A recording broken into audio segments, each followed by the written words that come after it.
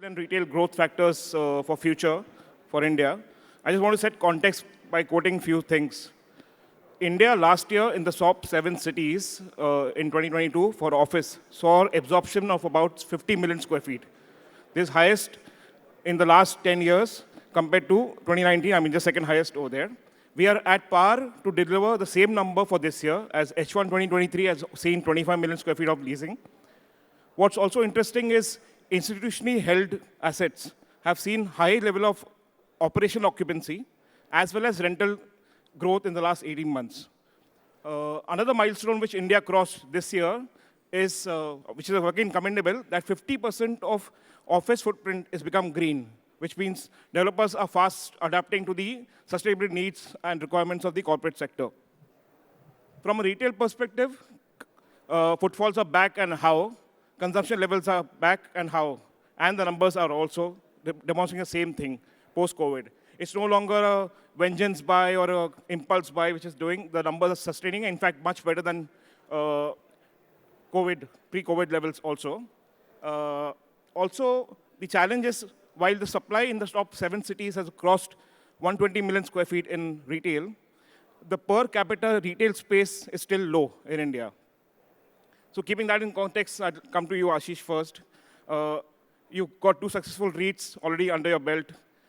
You're also looking at a global scenario and the India growth factor. How are you deriving strategies for office as well as retail from a future perspective?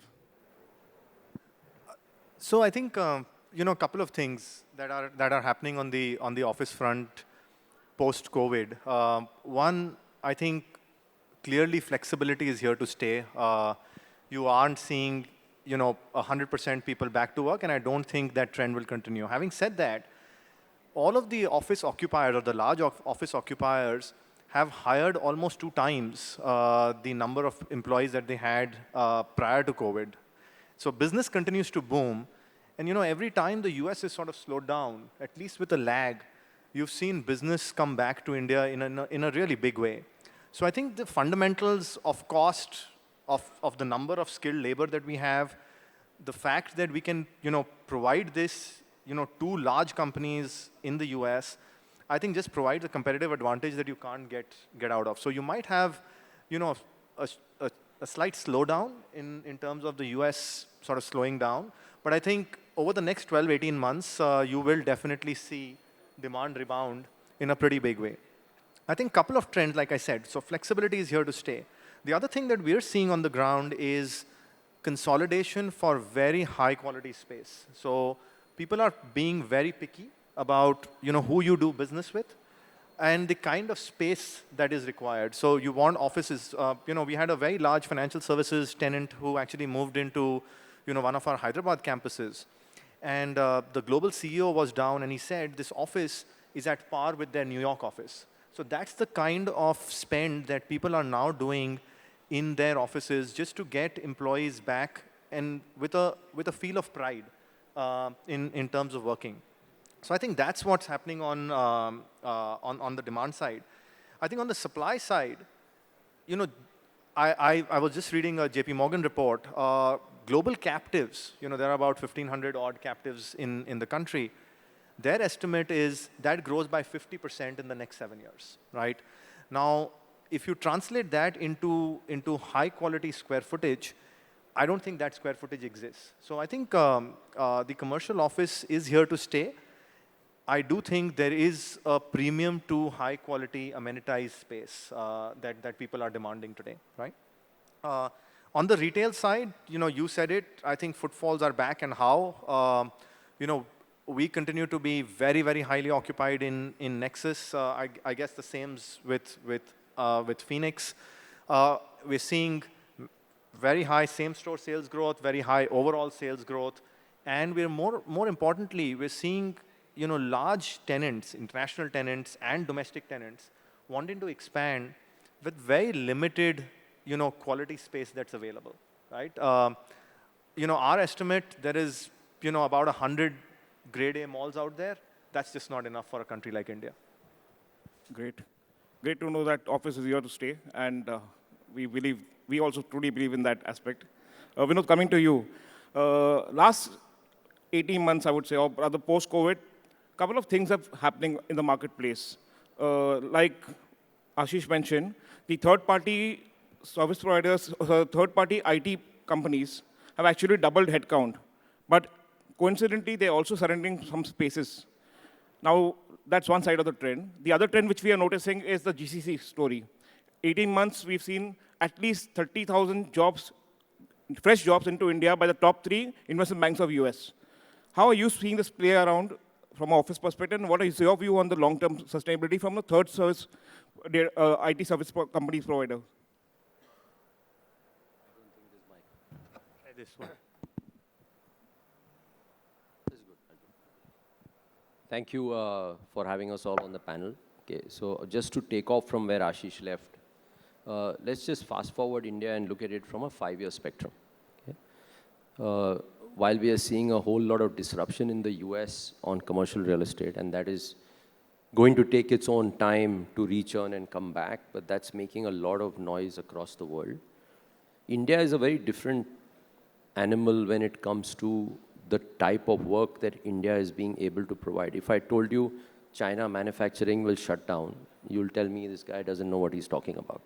Similarly, in India, the services that India now provides on the tech footprint, I don't think there's any other country by a margin of 10 that can give you that talent pool at that cost, and with the intellectual capital that is already existent. That's just one part of the story. So just to lead on from where Ashish said, if the GCCs and GIC stories are true, you will need another 400 million square feet in the next 6 years. You have built 400 million square feet grade A. Cumulatively, not 100 million is getting built across of India in the next 24 months to 36 months.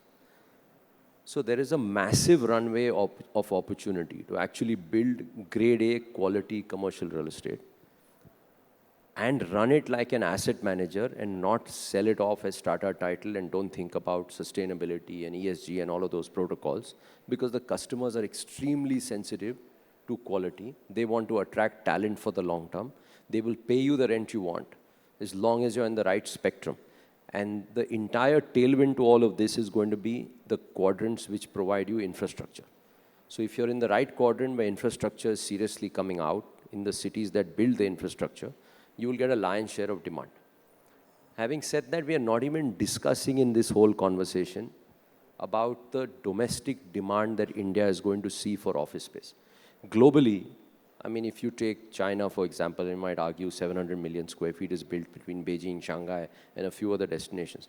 90% of that is domestic demand, right? India is less than 10% domestic demand for grade A office. The way I see it is in the next 10 years, if you believe our economy will move from 3 to 6, 7, 10 trillion, domestic demand for office is going to be huge. We are not even catering for that. We are running behind tech demand. Tech demand is still going to come, but I think the largest share of demand will start coming from domestics. And you haven't even seen that. It's just beginning to happen right now.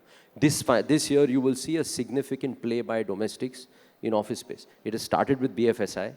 It's going to move to other industries, and you will see that take on. So when you cumulatively combine this, it's a massive opportunity to build grade A for India and take that to the next level. Because if we believe in growth, you need office space for growth. While you may still have work from home, hybrid, all of that going on, cumulatively all the employment that has happened, it's not yet translated into footprint. Once that translates to footprint, which is 12, 18 months from today, there will be no supply. So that's a huge opportunity going forward. So now that you mentioned China, I just want to leave the audience with one statistics. We took COVID year as a base year, and we look at data, absorption data for all the leading countries for office, 3 years pre-COVID and 3 years post-COVID. Interestingly, India is #1 country globally at 290 million square feet of office absorption. And China is second, obviously, at 275 million square feet. So yes, India, the growth story is playing out well. Atul, coming to you. Want to understand how are the consumption patterns changing, and how do you see that impacting brick and mortar retail, and your own vision for Phoenix? I mean, credit to you for building destination malls across the country. How are you looking at the future? Hello, hi. Yeah, thank you, Karan. So essentially, firstly, I should just summarize with a word. It's been fantastic. I think the last couple of years are truly fantastic. But I remember, so I don't often attend talks like this one, but I'm so glad to be here today.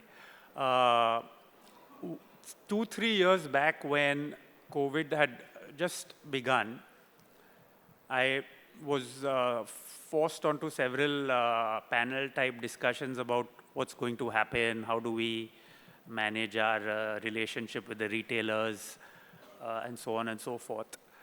So people were really scared back then. But in our back room, the buzz was completely the opposite.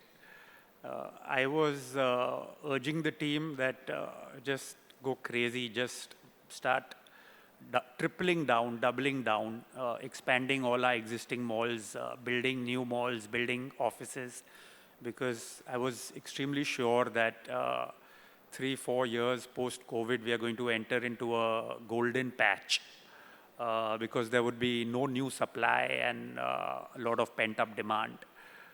So we actually rolled out our largest ever rollout, opening 6-7 million square feet of new mall space this year, one per quarter, like 1.2 million per quarter for 5-6 quarters. And also we complete 6-7 million square feet of office space, something which previously we've never built. And it's been incredible. We've seen sales increase, as Asheesh said, same store sales are up 15-20%, maybe 40% in some malls from last year, and I mean from pre-COVID levels, or from compared to last year, I think it's all up 50-60%. So, and even in any asset class, take hotels, take airlines, we're seeing the greatest consumption phase ever that we've seen. So I think we are in for all we have to do is stay in cruise control. Don't do anything too clever. Just build high quality, and I'm sure things will work out for you. Thanks, Atul. And just to prove further, you did mention about, along with your strategy now being focusing on office too, 6 million square feet. Any background to that? I mean, you've been truly a passionate developer in retail and created destination, like I've mentioned earlier. But what made you go down this path? So we had built previously maybe 2-3 million square feet over the last 7, 8, 10 years. I began to see the business model slightly differently. So I now think of a mixed-use development as the way of the future, where you have your office, residential, as anchors to a large shopping mall, hotel, convention center, everything in one kind of a campus. And our office rollout was a bit in line with this angle, that the office actually becomes a fantastic anchor to the rest of the development. That kind of then morphed into office becoming a serious business for us. And so now we are building several destinations with 1 to 2 million square feet of office in them. Great, thanks. Just for the audience knowledge, flex, or other so-called managed offices or co-working, you can call it the way you want. For this discussion, we keep it as managed offices.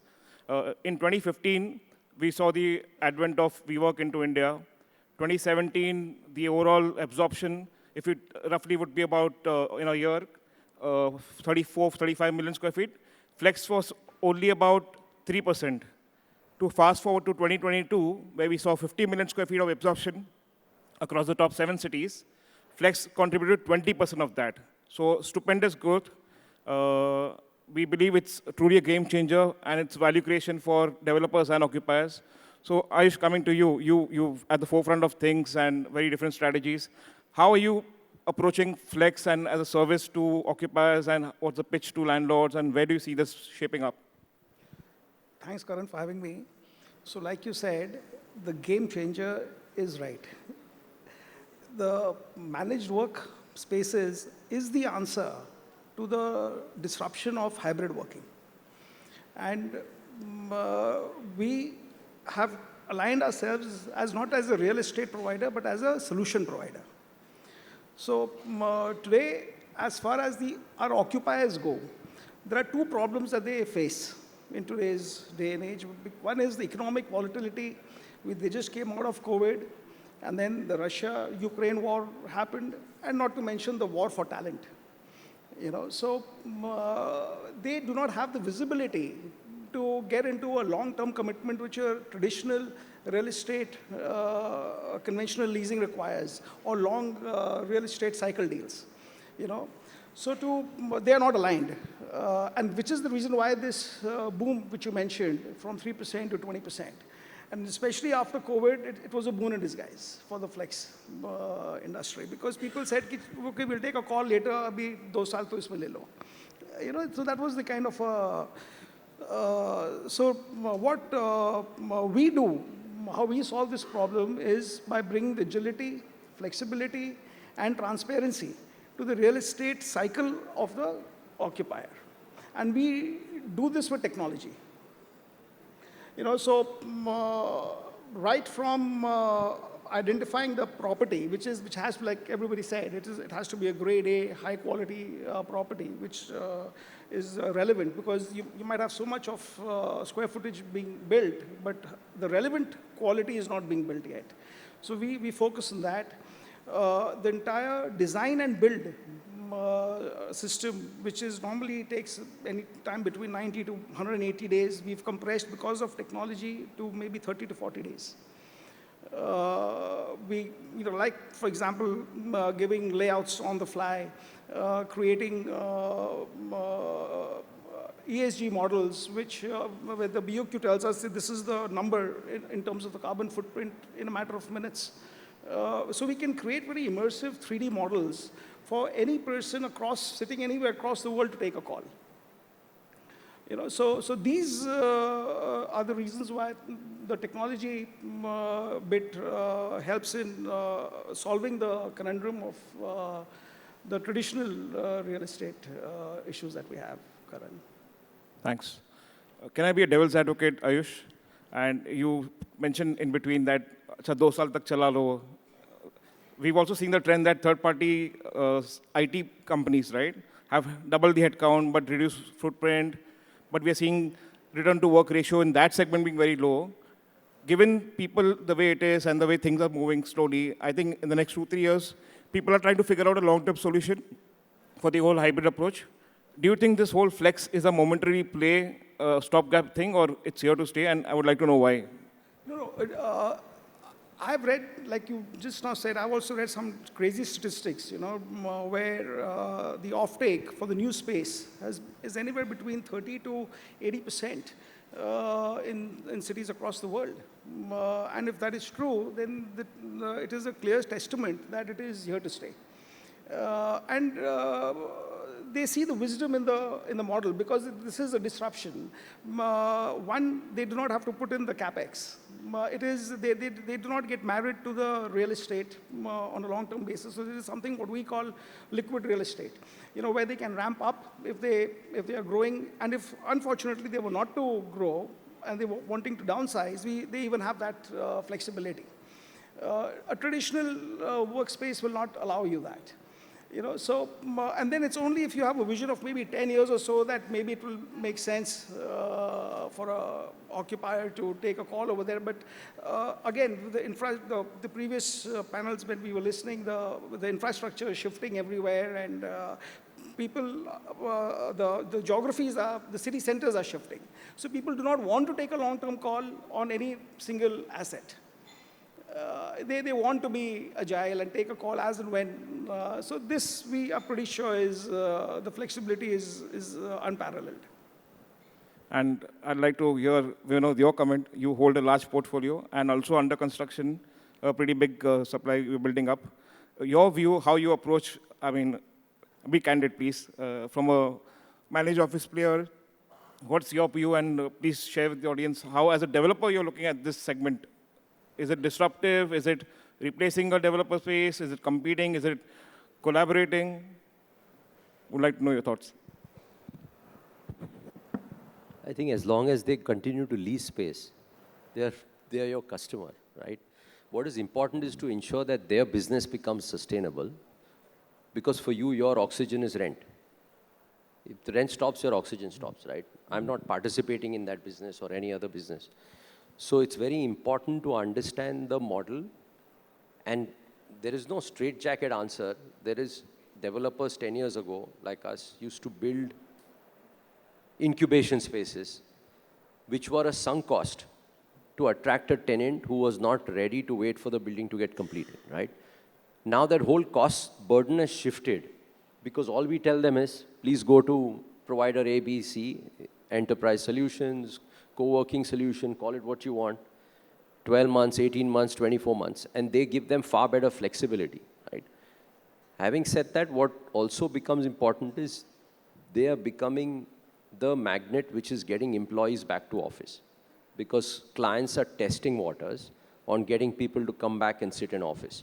And if that model starts to work from 2 days a week to 3 days a week to 4 days a week, then by default, you're getting that much more space to work on your consolidation needs, work on your permanent office solution, whether you're going to surrender space and retake space, change locations. Because remember what's happening. In the last 2.5 years, you hired online. You didn't see the PIN code of your employee, right? So fortunately or unfortunately, you hired across the country. If you had an office on Outer Ring Road, Bangalore, you would look at a 10-kilometer radius and start looking at applications. You looked at the national region and you hired in multiple cities, tier 2, tier 3 cities. So suddenly when you want to bring people back to office, they're not going to migrate all to Outer Ring Road and 10 kilometers from Outer Ring Road. So they will need office spaces suddenly in multiple directions to capture that talent. For that, the first test case automatically goes to incubator spaces, right? Testing waters. We have a client, for example, who is very heavy in Bangalore and Pune, right? I can't name, it's a very large tech company. They had, over a period of time, hired 4,000, 5,000 people in Mumbai. They had 0 people pre-COVID. They have 0 square foot of space in Bombay. Their campuses in those cities are empty because employees are not there.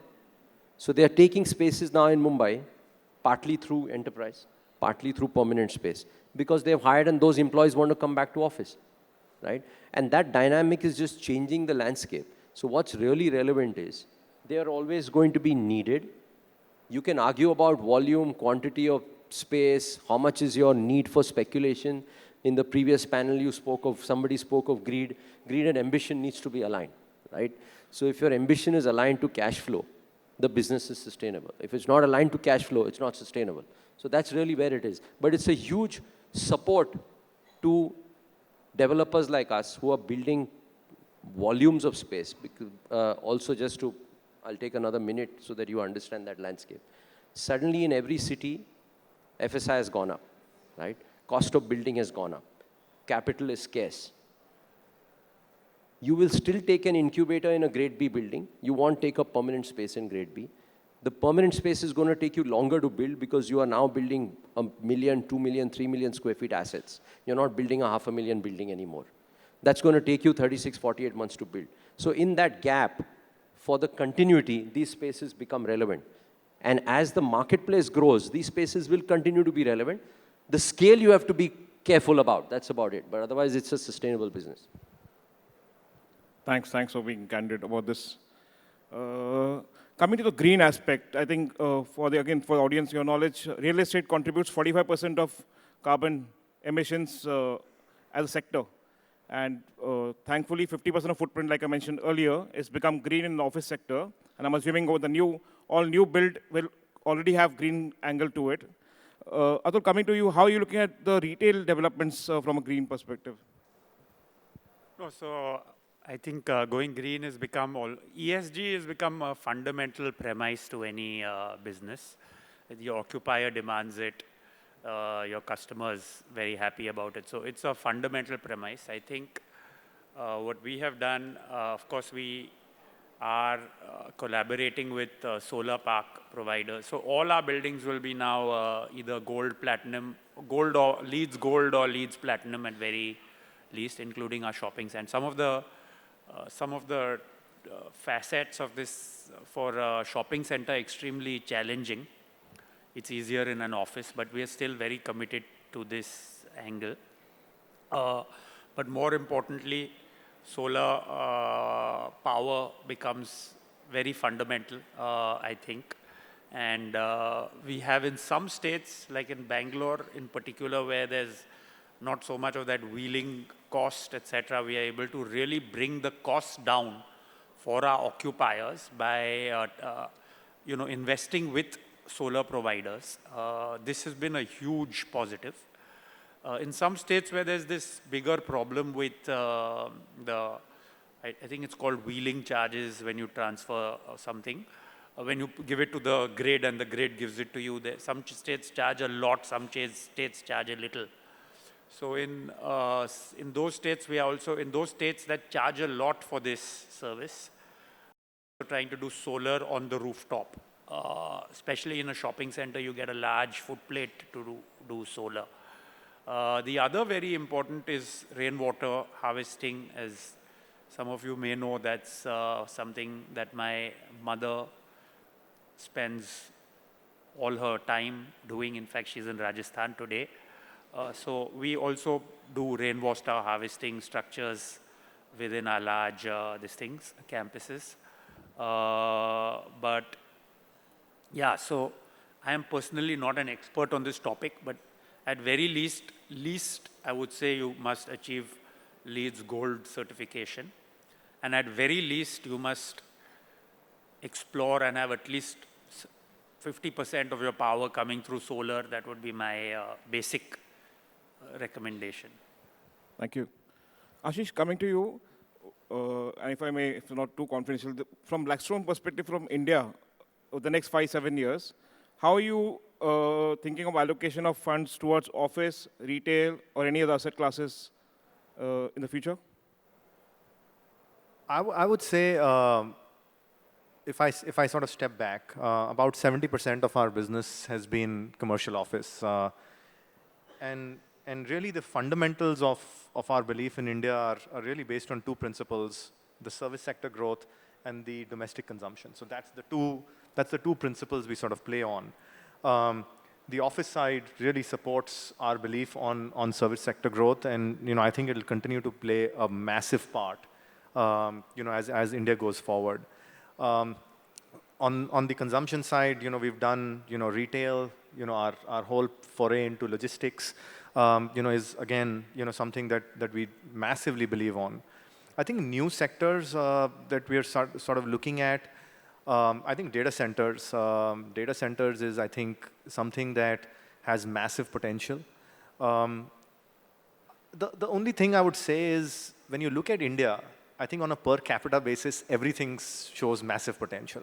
The number of people that we have, I think the opportunity is endless. My sense is what differentiates people on the ground is execution capability, right? Ability to put the land together, ability to get the approvals, for data centers, ability to get the power. And I think that's what sort of differentiates people and creates the moat around, large institutions, large developers, in being able to sort of get more of this done. So I would say, going forward, I think I continue to believe very highly in the office space, and I think that will continue to be a dominant strategy for us. We'll continue to grow retail, largely under Nexus, unless we do some development. And then, I think logistics and data centers. So logistics, globally is our highest conviction asset class. We own, a little more than $1.3 billion of logistics assets globally. In India, that's just sort of starting off. We have, a portfolio of roughly about 36 million square feet. So I think that runway is enormous for us. We want to try and grow that. And like I said, data centers. So those would be the big themes for us. Thanks for sharing that, Asheesh. Vinod, coming to you, From sustainability perspective, I know you have a number of grade A assets which have been built, and you've been pioneering creating destinations and for office developments. How are you adapting to sustainability aspect and gearing up for the next phase of growth? I think sustainability, I don't think you have a choice. You either do it or you'll perish, right? India has been amongst the most fastest to adapt to sustainability because we didn't have resources. So we are so frugal about our resources that we had to be smart about building these assets in a very sensible manner.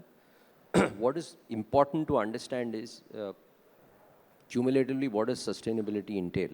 Essentially, you're looking at conserving energy, using it smartly, making sure you're using the least amount of water, and you're able to recycle every single waste that is available. Just to throw your numbers out in terms of what you said, 45% of the carbon footprint comes from construction globally. Fortunately or unfortunately, the embodied carbon we are not able to change because the cement we buy or the concrete we buy or the steel we'll buy needs to be green. The world is changing in that direction. Hopefully in the next 15, 20 years, you would be able to buy significantly at economic value your steel and cement and concrete and all of that from a green rating perspective. Once the building is built, the design of the building, the least we want to do is obviously gold, moving on to IGBC and moving on to US GBC LEED Platinum. What that really means is, just let me give you an analogy of this. 10 years or 15 years ago, when you had GCCs, GICs coming, they would ask you for 2 kilowatts of KWA of power per 100 square feet. And we would tell them you would not need that kind of power. You would need 1 kVA per 100 square feet. They ended up putting infra for 2 kVA per 100 square feet. Today, we've been able to bring that down to 0.55 kVA per 100 square feet of power. That includes air conditioning, includes all your running appliances, etc.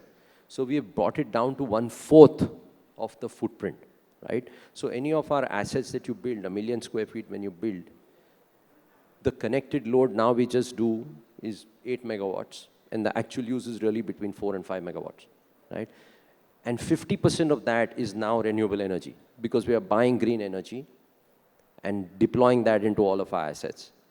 As a compulsion, we don't want to buy non-renewable energy to whatever degree possible.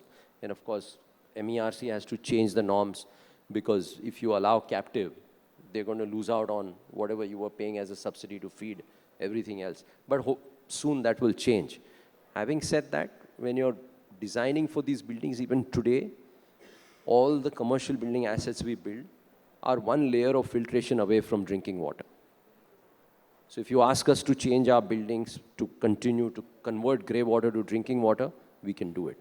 So that's the kind of level of infrastructure we are putting in these assets. Because I don't think you have a choice. You have to do it. There is no water supply. You leave aside Mumbai as a city. Any other city, you have to buy water from a tanker. There is no concept of municipal supply of water. Pick any city you want, right? Here we are spoiled. We have water coming in your taps, and you still buy tanker. But anywhere else you build in India, you have to provide for tankers coming to you. So if you're building commercial real estate, we are recycling 90% of our water. We only need top-up of 10% of the water requirement on a daily basis. And if we are allowed to convert that to drinkable water, we will need 0%. We are moving in that direction, actually. Another 5 years, we will not need to depend on anything for any of these utilities. Thanks. Seeing the time clock also. So maybe if I ask the last question to each one of you, I just want to set the context. I think, you touched upon it, that people have gone back to the hometowns. The tech sector, service sector is hiring a lot of people online without seeing PIN codes. And to play out that strategy further, top 3 multinational tech companies actually went to 7 tier 2 cities across the country in the last 2.5 years. And attrition levels have been single digit. They've been able to get people to work and able to sustain more growth. So that in context, and Atul, you already gone to tier 2 cities from all perspective. I would like to know from each one of you one word. Investments, number 1, office or retail in terms of quantum, and tier 1 cities or tier 2 cities. If each one of you just give a word and we can close. It's not about tier 1 or tier 2. It's about which city is going to bring infrastructure. The backbone is going to be infra. If you build infra, that city is going to get the maximum return. If there's no infra, the city might perish. So you don't have an option. I think both are equally needed, commercial as well as retail spaces. Along with that, you need a whole lot of other support social infrastructure, which we are not focusing on, whether it's education, whether it's healthcare, whether it's everything else that correlates. I think there's a runway for any of these assets to be built. Both. Office. Okay. So I spend a lot of my time on office, so 100% office. So it's impossible to answer this question in one word.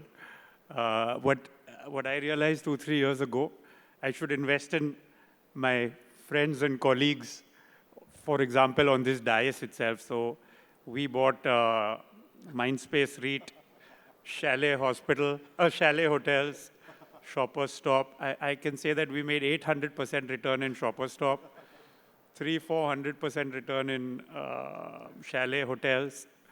We bought Nexus REIT. So for me, diversified. If there's one word, it's diversified.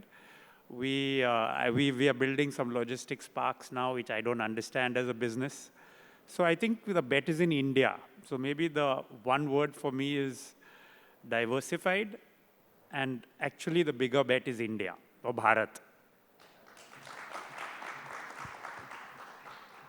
Look, I don't think I have a different point of view from what both Vinod and Atul have said, but I think just if I have to just answer Karan's thing, office or retail, I think I would go the office path only because I think the scale of the office business in India is always going to remain more. I think the potential, the service sector growth, I think we'll see much more investment on the office side, and that's the only reason I would say it. But I think, everyone I think on the panel would agree. I think both are needed and both continue to have its advantages.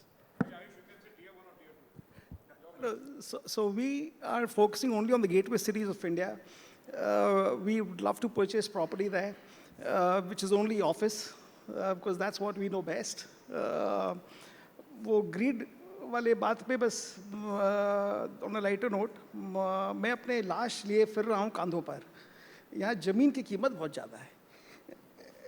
So that's the only issue that we might have to go.